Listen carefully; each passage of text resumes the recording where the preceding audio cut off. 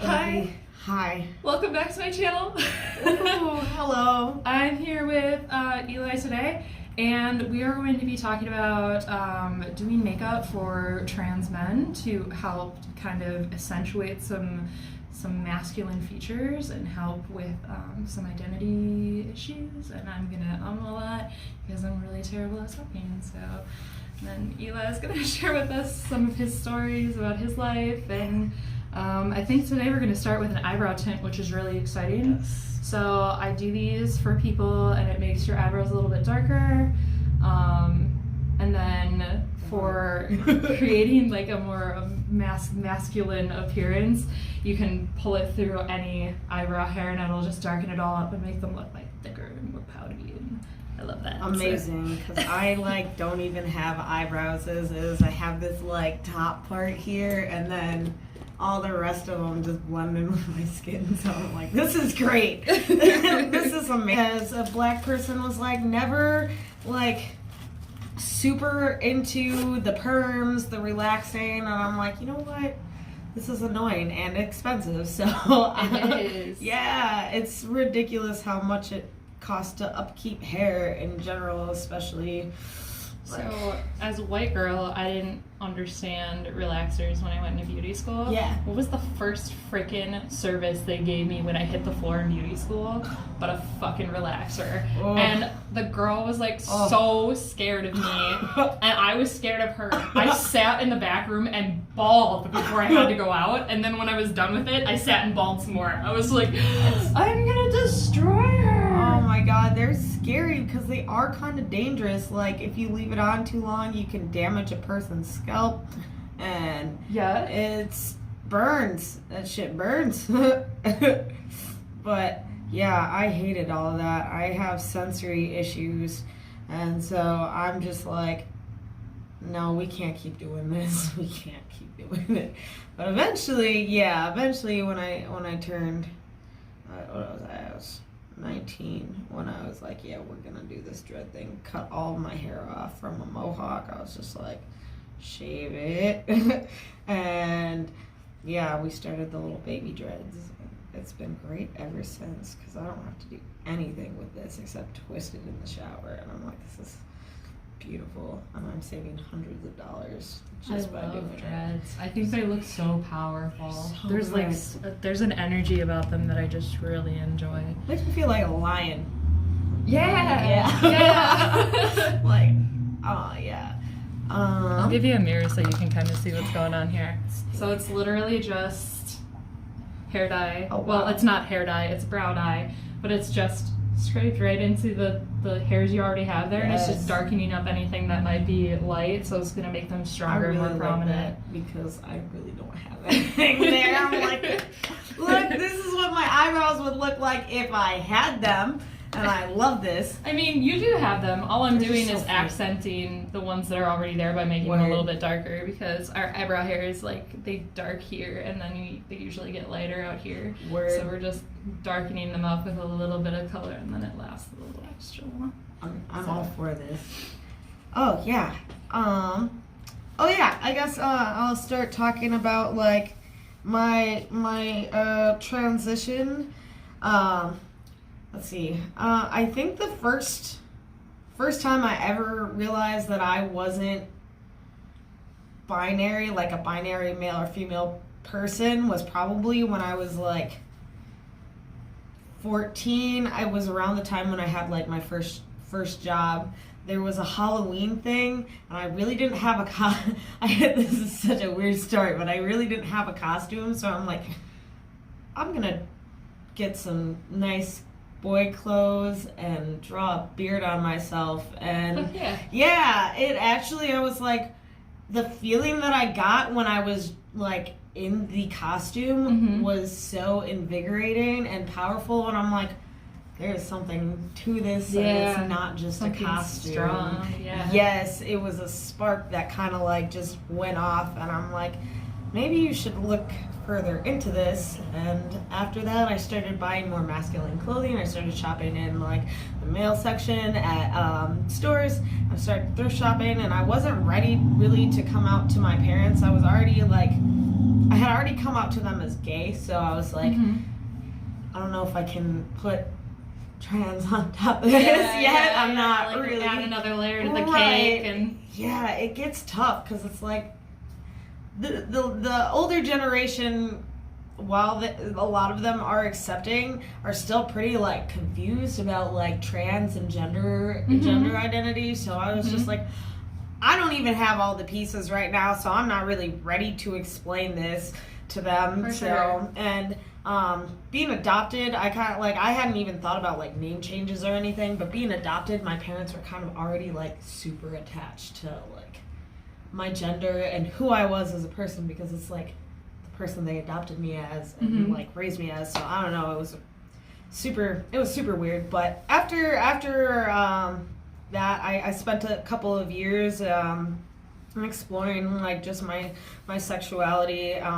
Figured out instead of gay, I'm actually pansexual. So yeah, and that was like an interesting. I actually fall into the same category. That's why I did my makeup in the colors that I did, because I was filming about it before you got here, and it's one of those weird like newer, not weird, but like those newer terms. And I remember stumbling across it while going through a pamphlet when I was in high school, and I was like, wow, this sounds way more like me than like other things. And that was kind of before I think we were more versed about trans people too. Yeah. Because I remember like being with somebody at some point in time that was like, I don't feel like I fit in my gender and I'm in transition. And I was like, well, I don't give a shit. Like, go for it. Yes. I'll be here no matter what, right? Yes. So I was like, when I saw that term, I was like, well, yeah, like people of whatever. Like, I don't care. I don't like care if you're trans or non-binary and whatever. And I didn't realize at the time that that was a little like derogatory to trans people. Yeah. Because you are as you identify. Right. So like I kind of had to go revisit like what it meant to be pansexual and like what that really meant to me and if I wanted to identify as that. So like if people call me bi or if people ask what I am and they're outside of the community, I'll be like, yeah, I'm bisexual, because it's so way easier. But like really in my heart, I feel like I'm so much more attracted to somebody's energy. And even though I have like types, and like when I first came out and presented that to our GSA leader who was an adult, she was like, that means you're into animals. And I was like, no, it doesn't. No, back way up. Like, you gotta take 10 steps back, because it's not that. No. Oh, gosh. Oh, my God. Oh, God. The explanations that people come up with within their heads for pansexuality are like downright ridiculous and crazy. Yes. It's nuts. But yeah, it's that one for me. I strictly grew up like dating women, so I'm just like, this makes more sense, because not everybody falls into that binary male or female kind of thing, and it kind of just like broadens your horizons. And then the same way on the opposite end of the spectrum. So like I've dated a lot more men, and the women that I've dated have stereotypically masculine features. Like the idea of me dating a woman or someone who's non-binary that's presents more femme than me or as femme as me usually doesn't, and I'm not saying it would never work, it usually doesn't fit. We usually don't fit well together. But it really is that, like, I don't care how you identify. I'm attracted to who you are as a person. No, that's for sure how I am. And also being poly and demisexual, it gets like, poly is one that I have been actually practicing for way longer than I had previously thought I had been. So for like example, I would meet a couple and I would start dating one person in the couple, and I'm like, this is cool. But I didn't realize that was considered poly for a long time. I'm gonna remove this, which is just a little bit of remover, and cool stays behind. You can keep talking. So I had always thought of myself as like pansexual I always thought of myself as like monogamous. So I'm like, oh, well, that's it was interesting because there's different types of polyamory, and so it gets really confusing. So on top of the polyamory, I'm also demisexual, gray area, asexual.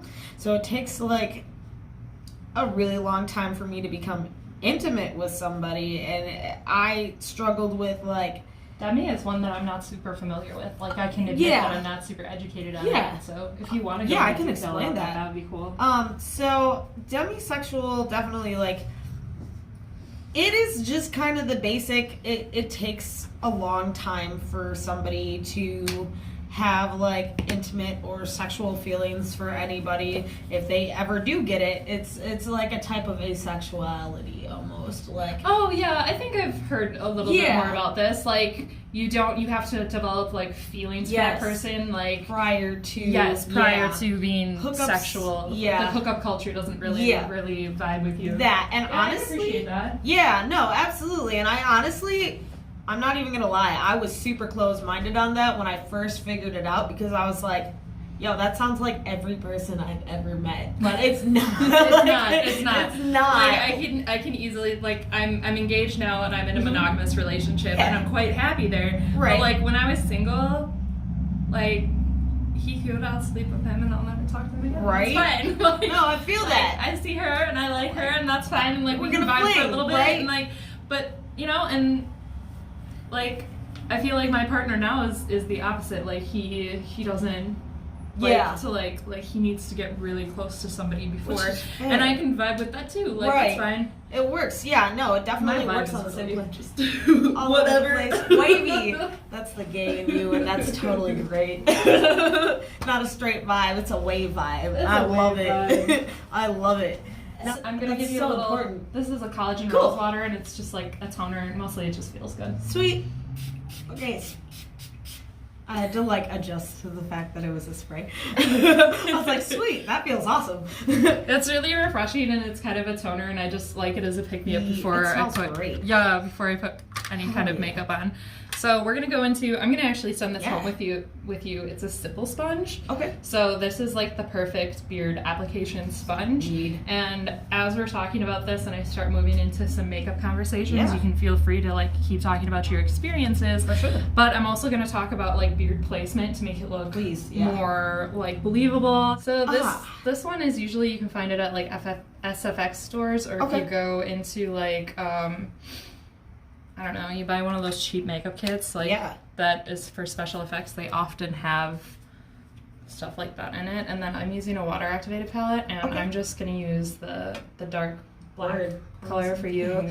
You know, if you're working on somebody who's Caucasian or with lighter skin, their stubble underneath is gonna have more of like a bluish hue, because it's so I might demonstrate that maybe another time on this channel with my own face, or with we have any more trans or non-binary guests that want to try masculine makeup, we can go into it then. But it's definitely good to do. I think that it's super important to have this tutorial, just because like I think it's so hard for like pre-op people to like, without you taking testosterone, it's so hard to validate your own gender identity sometimes without the look that goes with the masculine with the masculine features. And I feel like makeup in general is pretty like we generalize it as feminine, but makeup is for anyone. It's for everybody. So, it's for everybody. I always do a test swatch in the back of my hand just to make sure that my sponge isn't too heavy.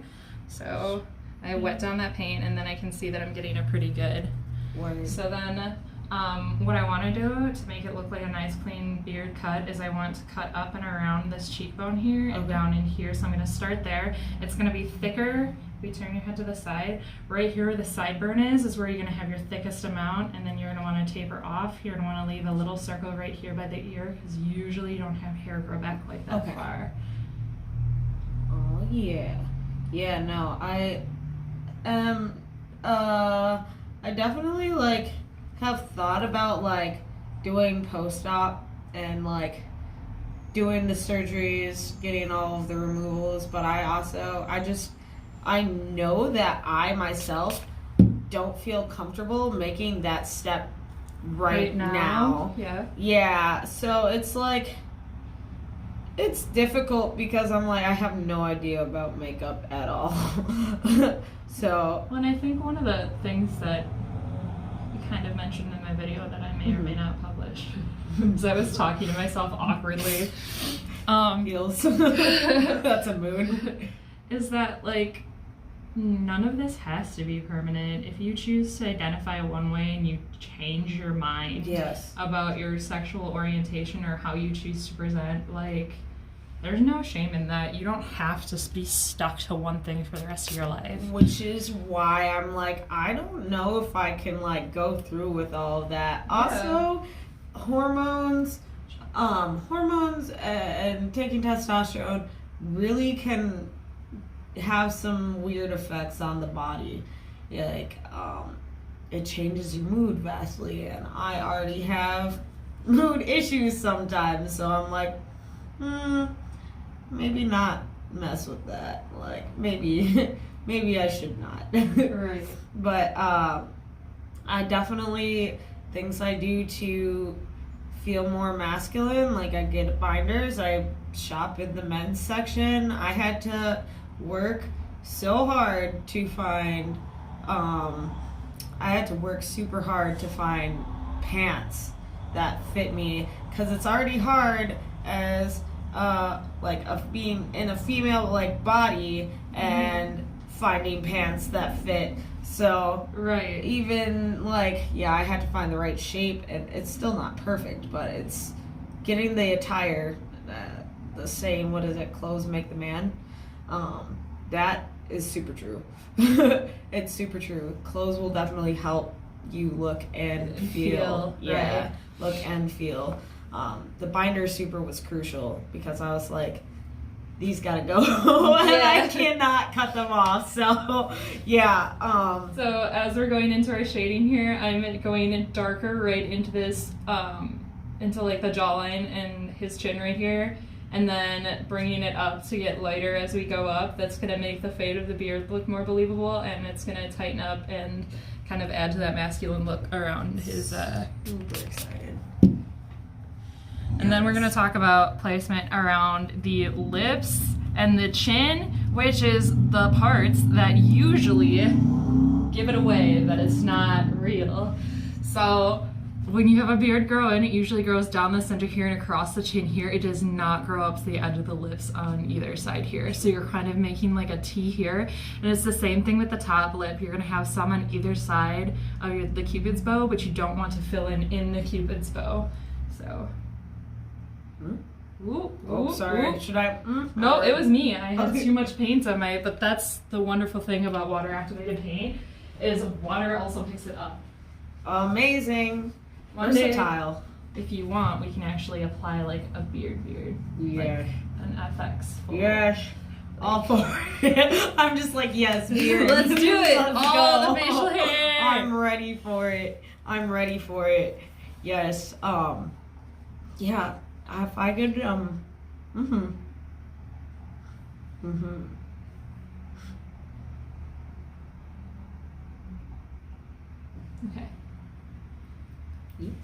Yes. And then we're gonna go the same thing, like up the center here. How do you do this? Yeah.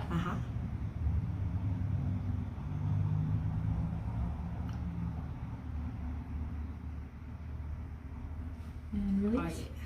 Yeah. I'm for that. You're good. You're good to just yeah. relax. Relax. Sweet. Yep. Were you gonna say something else before I started mustache dabbing? I was gonna say, if I could wear a beard like every single day, that'd be amazing.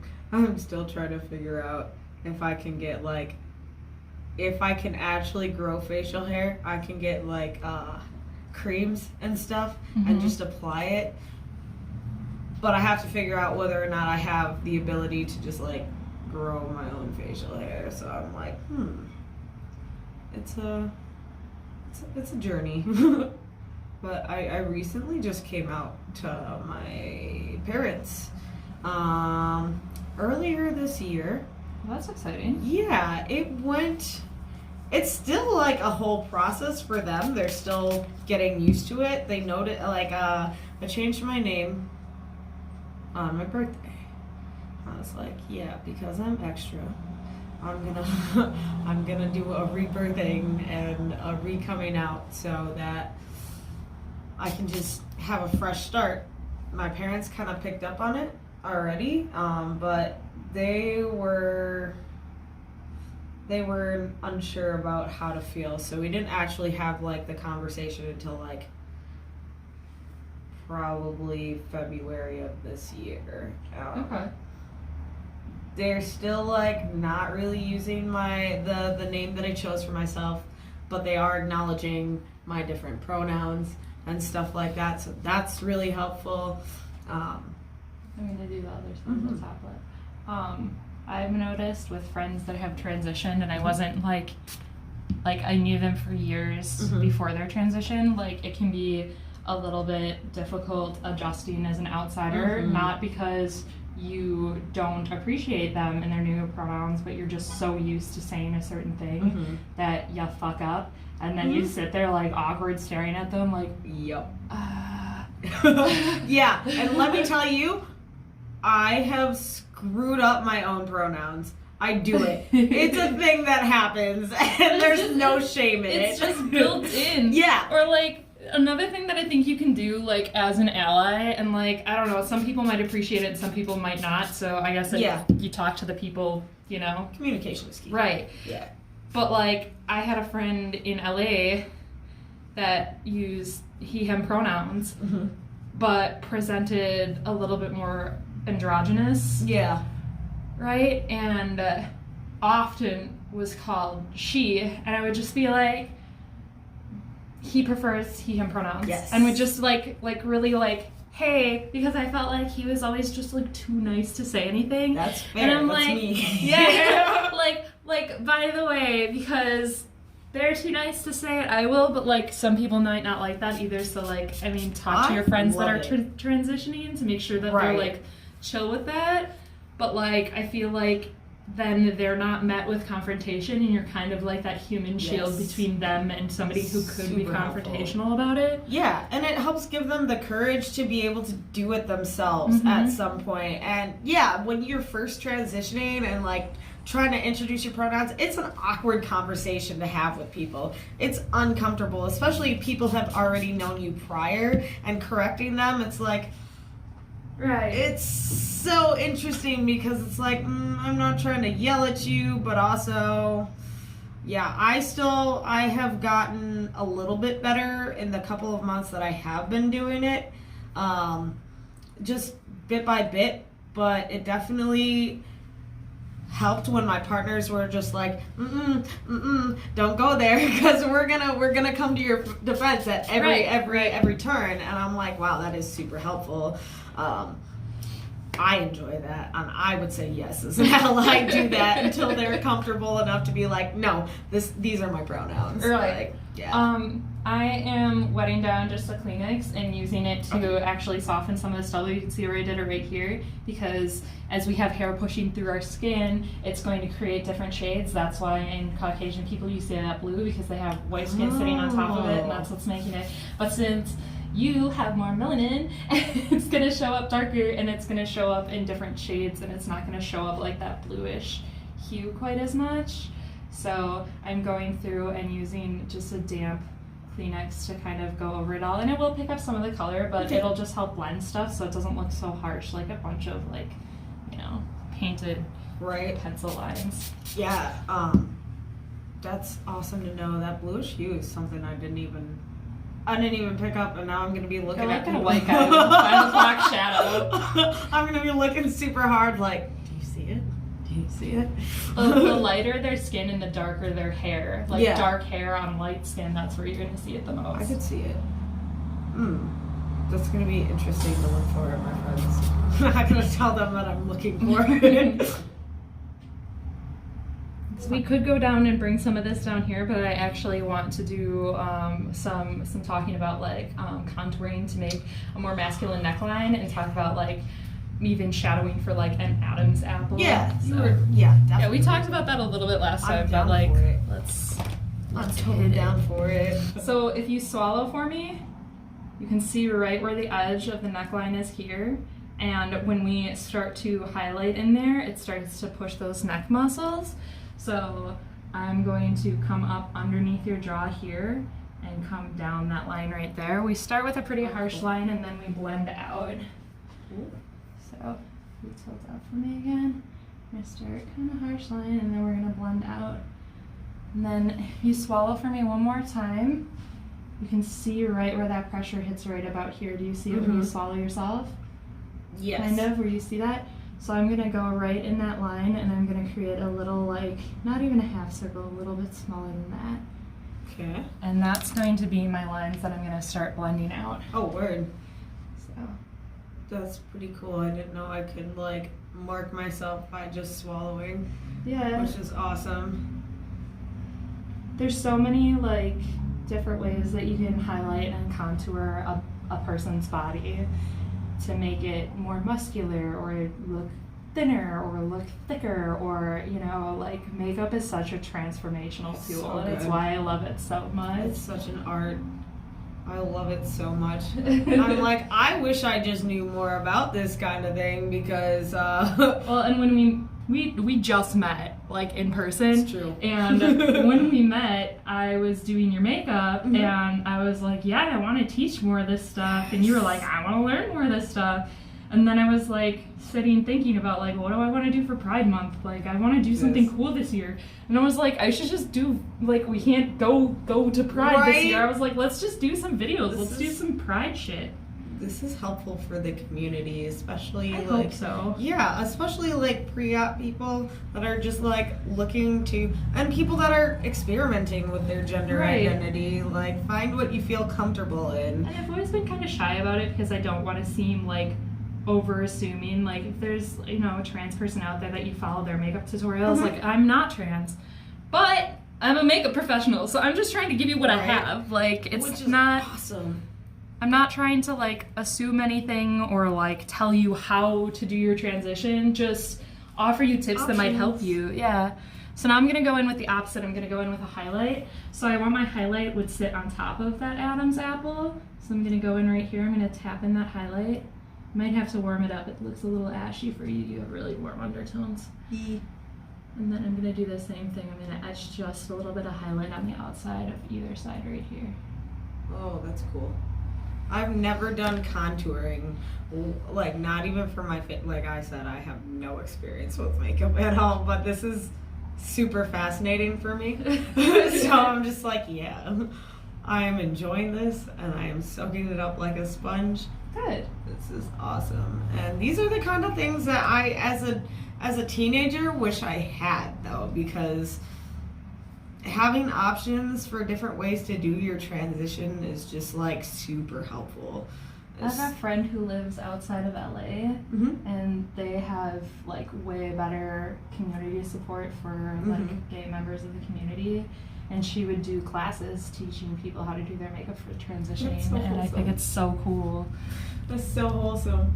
Yeah, I wish, I don't know, I think Madison's got their shit together more than Mhm. anywhere else in the Midwest, honestly. Yeah, especially for LGBT people and LGBTQ plus, I should say. There's so many. Yeah. But I guess I'm a little old school. I just always say LGBT. I know. And when I type it, I always put a plus at the end, but I don't say plus out loud. right? It's nothing personal. It's just how Oh. how it's always been. It's just generational. No, I totally understand it. It's also like there's a lot of letters of the identities. Honestly, Yeah, it's a and you lot. can, and I'm so into the inclusive. Go ahead and tilt down for me.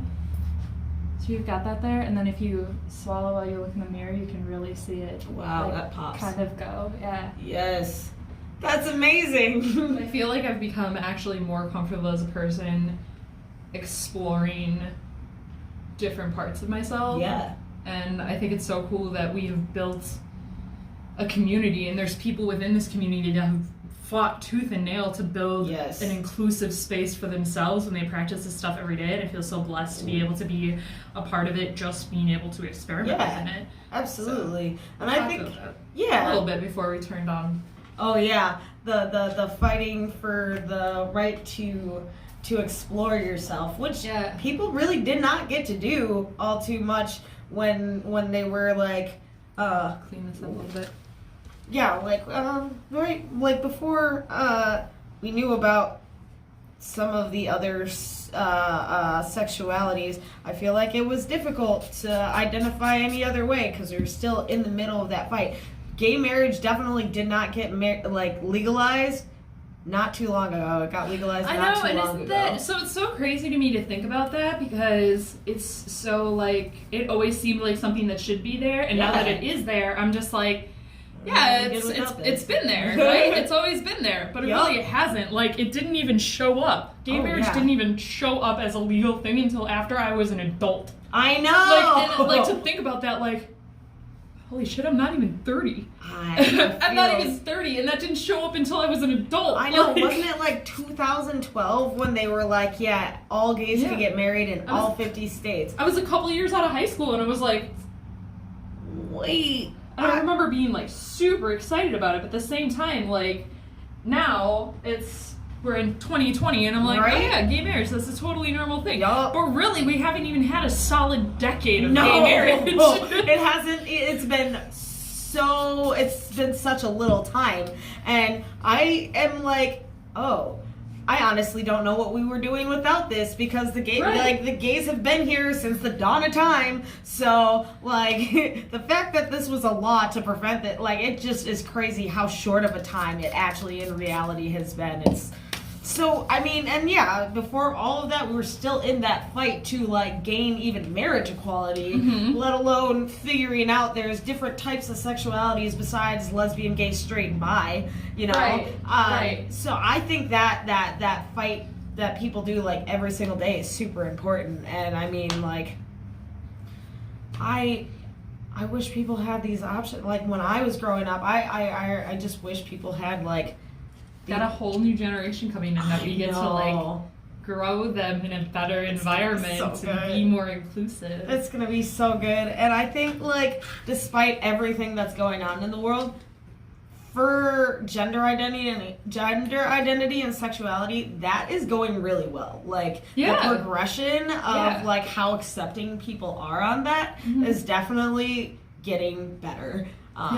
Because it's been normalized now for a couple of years, but it's still going really well. It's still really going pretty well. I mean, like, the Supreme Court just passed like protections for thank God. I know. I was actually really, really proud because there was a couple of Republicans that voted positively on that. Right? And I was like, hell we got the other side. Yes. We got the other side. People are becoming more and more accepting of the fact that, like, I'm really a big person, and if it does not affect your life, if it does not affect you personally, stay the fuck out of it. Yes. Oh my God. Let people be people or leave them alone. Like, that is my whole thing. You don't want to be a part of my life? Cool. Get the fuck out. That is so great. I also don't want you to be a part of my life if you don't want to.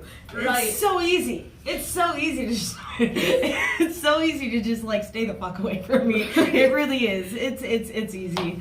But like, I mean, I'm just like super happy with how far like we've actually come. I think it's only gonna go up from here, or at least I hope so. It better, because I mean we can't go back. We can't go back. Bitches like you and I out here, it's never going back. I swear. No, if you really want to fight either one of us, I wish you good luck because I